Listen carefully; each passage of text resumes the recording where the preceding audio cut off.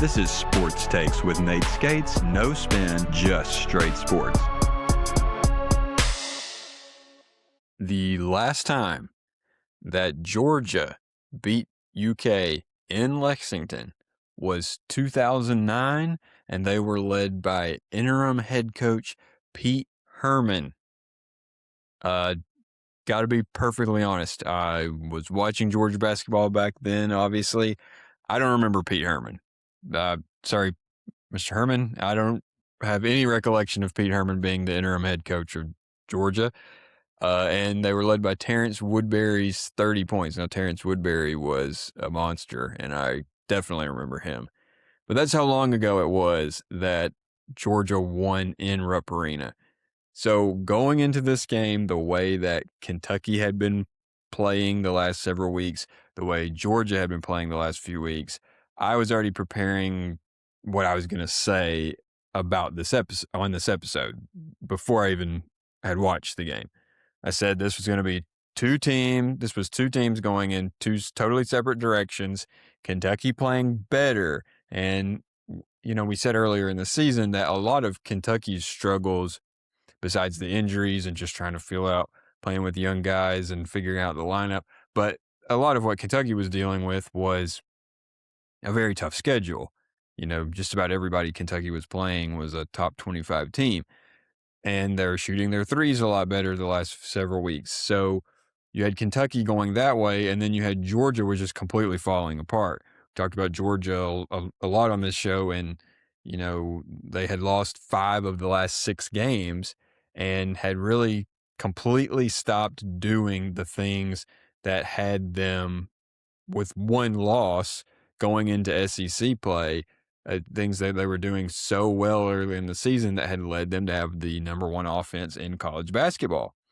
And so then Georgia plays probably their best game of the season on Tuesday night, considering who they were playing and where. Obviously probably had a little more electric offensive performance in some of the earlier games in the season, but those inferior competition, not in Lexington. And really the difference in this game versus the last couple months for Georgia was Georgia chose to play defense in this game. And I say it that way on purpose. Georgia has just not been playing defense. If you have watched Georgia recently, did the effort really seem to be there on defense, on the glass rebounding? It didn't look like it to me. I don't want to question these guys, but what we had seen the last several games, minus one game, had not been pretty. Georgia just really was not crashing the glass. We're not defending. And so for example, the previous game against Oklahoma, Georgia let the Sooners shoot 14 for 25 from 3. That's 56% from 3-point range. They just weren't guarding the 3, just letting them have it. They only had 4 steals in the game, well below their season average in blocks in that game. And they let Oklahoma shoot 59% from the field during the game.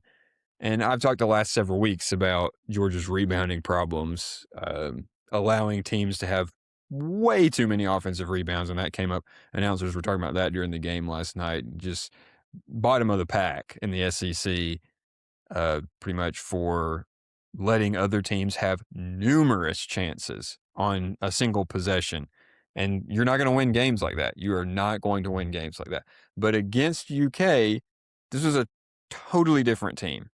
And Dogs head coach Mike White said that after the game. Let me read you some of his quotes. White said that the Dogs wanted to compete at a different level, rebound at a different level, defend shooters at a higher level. We played with a ton of intensity, and I thought our guys from the jump really sat down and defended. He went on to say, I just thought offensively we cut hard, we shared it, we made good decisions, we flew to the offensive glass. I don't think there was just one guy that played great. I thought that we had 8 or 10 guys play well. And defensively, we were really connected. They hit some hard shots down the stretch. They obviously made it really interesting. They're very difficult to defend. But the way that we were throwing bodies around with some of our wall-ups, some of the turnovers that we caused, Just overall physicality was a big factor for us. We're not the most physical team in the league, but to a certain extent, I thought we matched a lot of theirs. They got 15 offensive rebounds, and we got 15. Even some of their offensive rebounds, we were in there fighting. We were in there for the most part, did a better job. Okay, so I read you the whole quotes there because that pretty well covers the difference in this game. It was offense, it was defense, it was rebounding, it was steals. Georgia just decided to play. Georgia decided to put in the hustle. You saw guys. One of the things that I thought was a big difference in the game was the pressure. Georgia was putting a lot of pressure on Kentucky, and they were not giving Kentucky these easy shots that they've given teams like Oklahoma during the year. You saw guys come flying in across the screen, across the shooter's face. You had guys everywhere trying to make shots difficult. And the way that they pressured Kentucky during the game and the amount of intensity on defense, they caused 10 steals. They had 10 steals in the game. Kentucky had 13 turnovers, and the Dogs had 22 points off those turnovers. That is significantly better, not just than what we've seen against Oklahoma, which it was drastically better than against Oklahoma, but against some other teams. And it wasn't just getting the steals. Georgia was able to make Kentucky look uncomfortable at times. There were times where Kentucky was taking awkward-looking shots. They didn't really look sure of what they wanted to do at times. And even if they had an open three, they were maybe a little uncomfortable with it and missed a lot of those threes. So that's what Kentucky has done to Georgia all the way back to John Calipari's early years at Kentucky. Georgia has always struggled to even get the ball up the floor with Kentucky's pressure. We've had numerous seasons. I mean, think back to the John Wall, DeMarcus Cousins days that Georgia cannot handle the full court press. They cannot handle the traps. And just getting the ball across the half court line has been a struggle at times for Georgia against Kentucky. Georgia didn't play that level of defense necessarily, but they were the ones putting pressure on Kentucky in this game, and it really worked out in Georgia's favor. And Georgia's offense, this offense that had been the number one offense in the country, is still one of the higher rated offenses, comes from playing defense. It's not just running down the court, throwing up a ill-advised three, missing, and then coming down and letting the other team score and doing it all over again. And that is what Georgia has been doing a lot of these games. Georgia's offense was a lot better in the Kentucky game, but a lot of that had to do with the defense being better. They were generating turnovers. That leads to the getting out and running, doing the fast breaks that Georgia has built this offense on, and for the last several games has not been doing. And everyone's saying, well, why isn't Georgia getting fast break points anymore? Well, Georgia's not getting fast break points anymore because Georgia wasn't rebounding and Georgia wasn't playing defense. Kind of hard to get a lot of fast break points when you're not generating any turnovers and you're not getting any rebounds. So last night, Georgia played a lot better on defense, played a lot better on the glass, didn't quite have as many rebounds as Kentucky, but again, matched them on offensive rebounds, had a similar rebounding margin. And Georgia on offense had 20 assists in this game. That's much better. And they shot drastically improved last night. 14 for 31 on three-pointers. That's 45% three-point shooting. I've said numerous times on the show, Georgia is one of the worst three-point percentage teams in the country, well over 300th most of the season. 45% from three-point range, hitting 14 threes, that is really good. So Georgia really had their best game of the season against Kentucky. And obviously a big difference from the last two games was Jeremiah Wilkinson was back. Jeremiah Wilkinson is obviously Georgia's leading scorer. That showed up, but it wasn't just that Wilkinson scored 19 points, which was second on Georgia's team on Tuesday night. It's also the defense. It's setting up the offense. Everything is better with Jeremiah Wilkinson on the floor. It really, the rhythm, the sync of the team is significantly better when Jeremiah Wilkinson is playing. Now, with that being said, I have advocated, I've said during the year, I really thought Smurf Millender should be getting more playing time. He should probably be in the starting lineup. In the last 2 games, Smurf Millender has been in the starting lineup, and I think that is really going to be good for Georgia going forward. Jeremiah Wilkinson actually came off the bench in this game, but I think you need to get Smurf out there a lot. Blue Cane was significantly better. He's been a lot better the last few games. Blue Cane had 20 points, 6 of 9 shooting, was 3 of 5 on threes, hit all of his free throws, 5 rebounds, 2 assists, 3 steals. Smurf Millender again, 14 points. He was 4 of 5 on 3-point shooting, including the huge 3 late in the game. And he had 2 rebounds, 8 assists, and 1 steal. Now, one of the biggest things about this game that was different than Georgia's big slide was Samto Surreal played very hard. He looked like the Samto Surreal we were seeing earlier in the season. Earlier in the year on this show, I said the most important player on the team was Samto Surreal. He was absolutely critical to Georgia's success, and essentially the team revolved around that. Not that he was scoring a ton of points, but you had to have Samto Surreal. And I felt like whether it was because he had the flu for a while, we had the situation in the Florida game where he got thrown out of the game. He's had some foul trouble. There's been some different issues over the last few weeks. He had not really been a focal point of the team, and he had not maybe played his best some of these last few games. He played phenomenally against Kentucky. He had 14 points, 8 rebounds, 2 steals, 1 block. But the numbers aren't necessarily even just the story of the game. It was the effort. It was the physical nature of the game. You had a situation late in the game where Surreal got knocked to the floor. He wanted a foul that obviously could have been a foul, but instead of complaining about it, he gets up from the floor, gets his own rebound, passes it, gets the assist for the bucket. That was Samto Surreal in the game. Now, Samto Surreal, as you probably heard 15 times on the broadcast if you watched the game, was a Kentucky recruit when John Calipari was there. Did that have anything to do with this? I don't know. But it sounded like to me from what Mike White said, Georgia was not happy with the way they played against Oklahoma, and they shouldn't have been.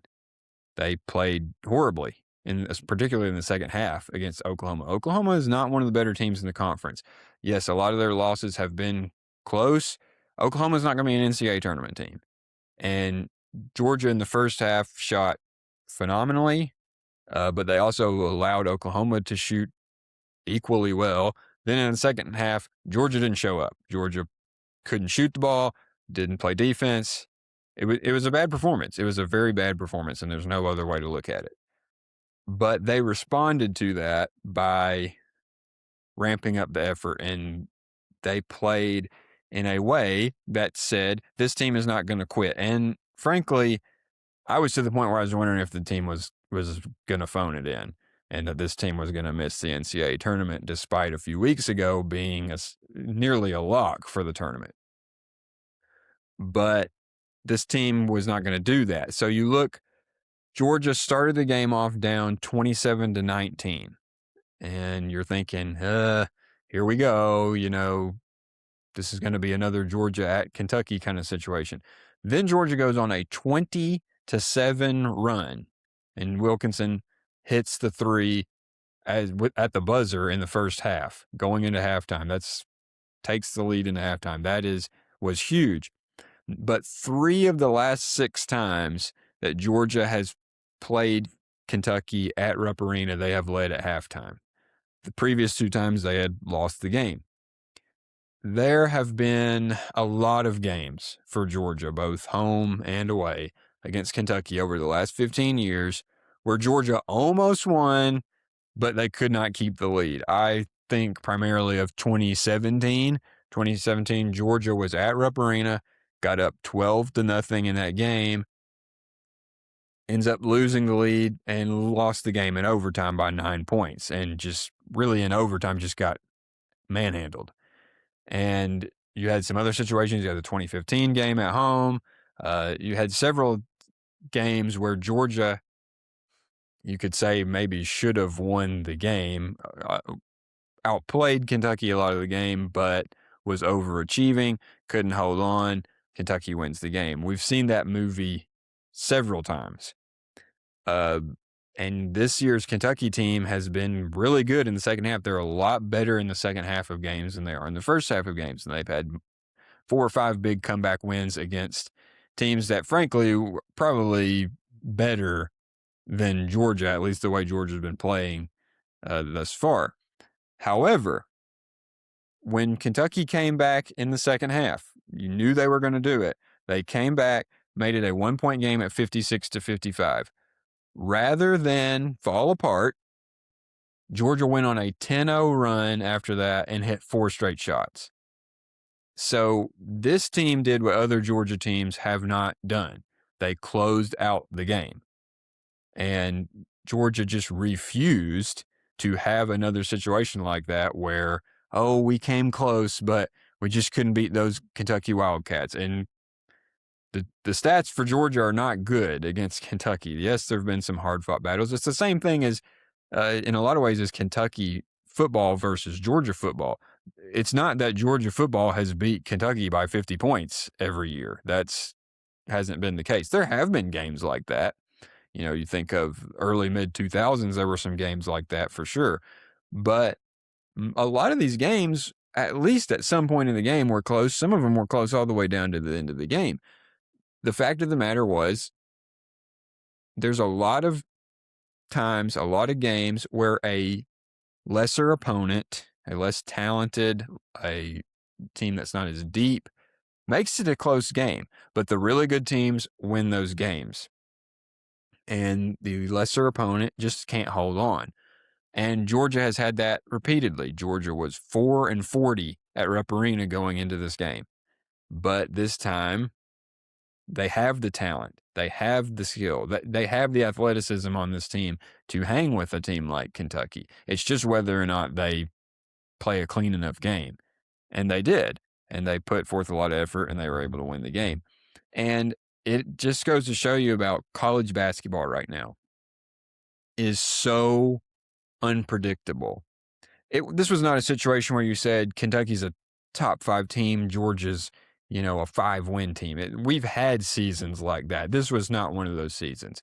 But going into the game, Kentucky was clearly looked like the better team. They had been playing much better than Georgia the last few weeks, despite the loss to Florida. That's not anything to be upset over if you're a Kentucky fan. Florida right now is clearly the best team in the conference, and Kentucky gave them a good game.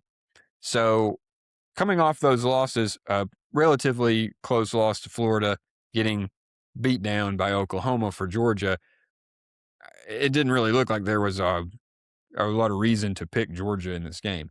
However, college basketball, SEC or otherwise, is completely unpredictable. I'm recording this on Wednesday night, and last I looked, Missouri, who has had a very good season, is up on Vanderbilt by 15 or 20 points. I don't know if that score is going to hold or not, but a lot of these teams have been up and down. Speaking of Vanderbilt started the season undefeated, followed that up with 2 or 3 losses in a row. Vanderbilt has done that at times. Vanderbilt has looked like a potential best team in the conference at times. They have also lost games. They lost to Oklahoma. You say, why is this team losing some of these games? You saw Texas A&M. Texas A&M was really hot a few weeks ago and looked like they were possibly the second best team in the conference. Then played that game against Florida, got beat really bad, and had reeled off 2 or 3 losses there.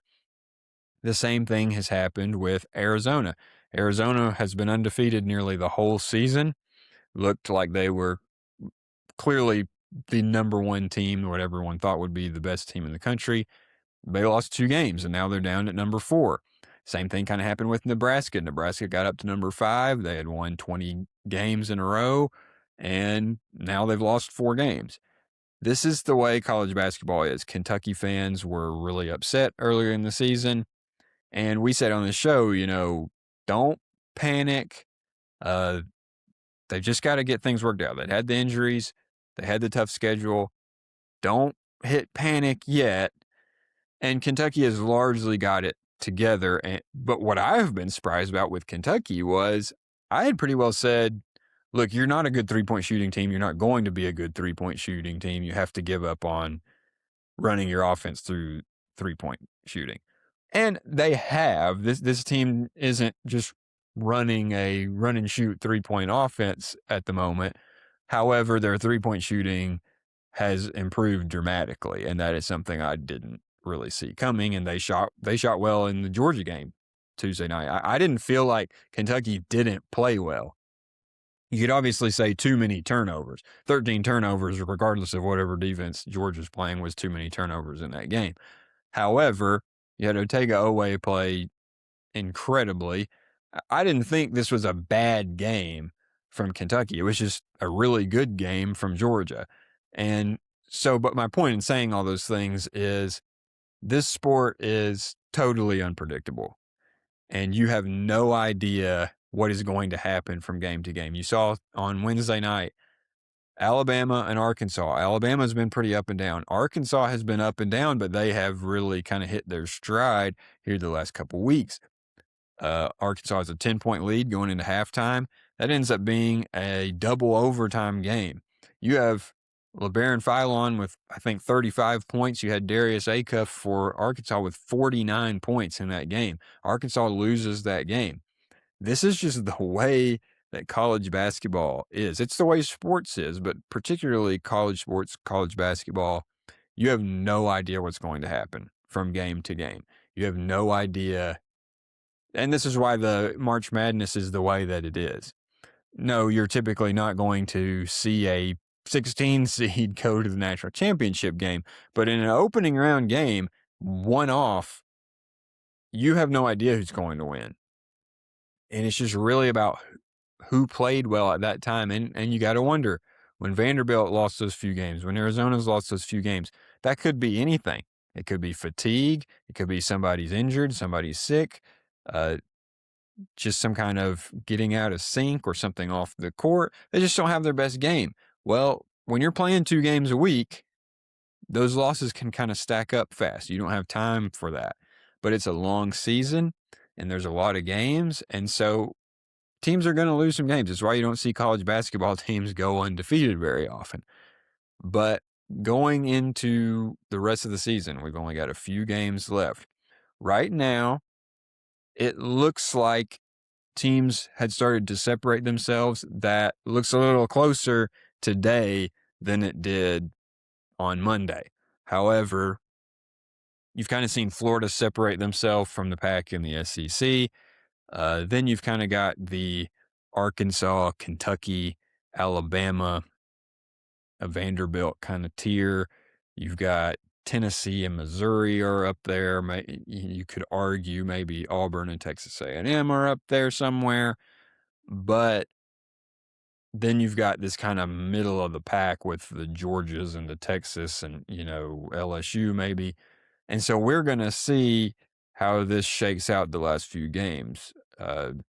Georgia's got to keep winning. The win against Kentucky is really big, but if Georgia goes winless the rest of the way, they're most likely not going to be in the NCAA tournament. Now, for Georgia, the question has been, can Georgia win an NCAA tournament game? Georgia is plenty talented to win a tournament game. They're plenty athletic to win a tournament game. Is the team good enough to win an NCAA tournament game? If they play like they did against Kentucky, they could win 1 or 2 tournament games. I believe that.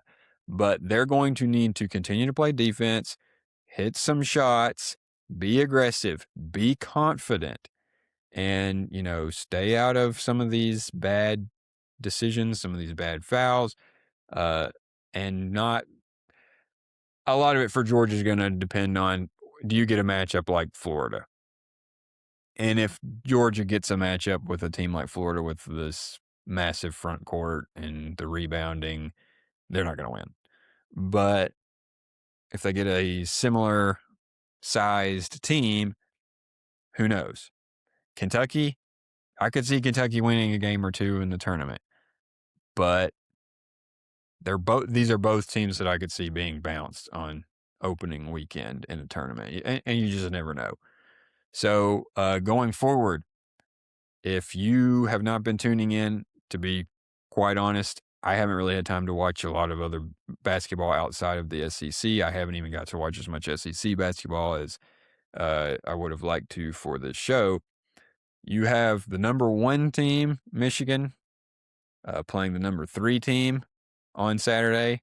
You have number 2, Arizona, playing, or number 2, Houston, playing number 4, Arizona. Arizona's dropped from 1 to 4 on Saturday. This doesn't happen. You don't have regular season matchups between number 1 and 3 and number 2 and 4, number 3 being Duke, on a day in the middle of the season.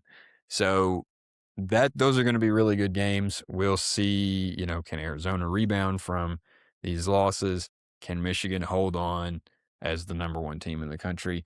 And whatever happens, it's all going to get crazy in March. It will all change in March.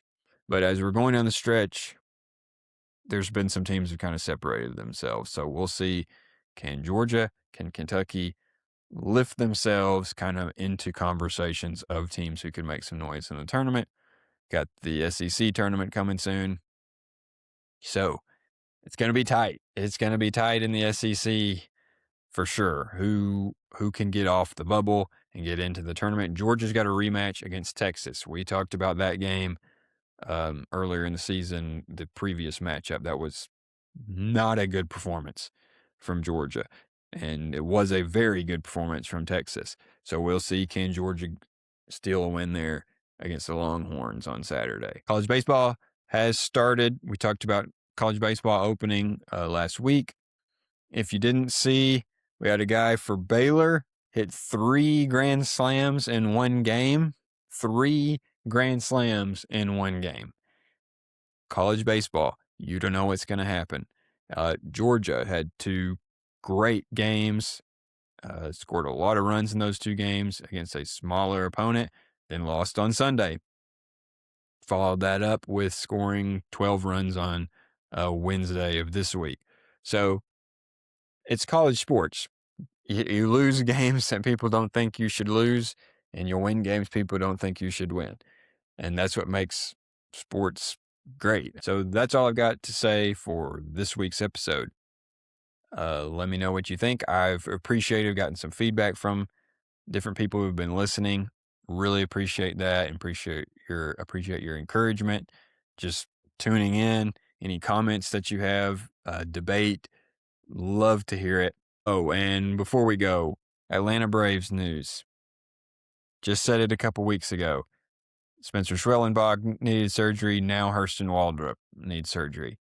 Atlanta Braves, if you want to compete this season, you have got to sign a starting pitcher. Get off the pocketbook. Find a way to sign, free agent or trade, for a starting pitcher. It's just going to go exactly the same way as last season if the Braves do not do something. It's looking worse now because we're not even all the way into spring training, really, and you've already got starting pitchers going down. So Braves, you got to make a move. So if you enjoyed the show, or even if you didn't, I would appreciate it if you'd like, subscribe, share with your friends, and please, any comments, debate, feedback you want to give me, let me know. So thanks for tuning in, and see you guys next time.